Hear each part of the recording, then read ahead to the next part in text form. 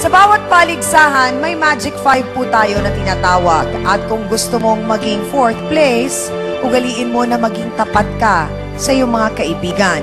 Matutong pahalagahan ang inyong pinagsamahan at para naman mapasayo ang 3rd place, dapat maging tapat ka sa iyong kinakasama. Hindi po tama na humanap ng iba, maibsan lang ang inyong mga pangangailangan. Makukuha mo naman ang 2nd place kung ikaw mismo ay marunong magsumikap para matupad ang ating mga pangarap. Kailangan, pamilya ang number 1 sa puso natin para maiuwi ang korona ng 1st place.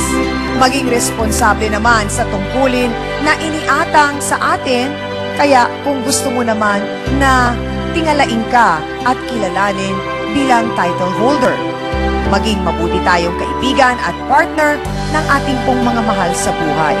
At para naman sa ating face-to-face, heart-to-heart thought for the day, walang sinuman ang makakapagsinungaling sa matang nagsasabi ng katotohanan.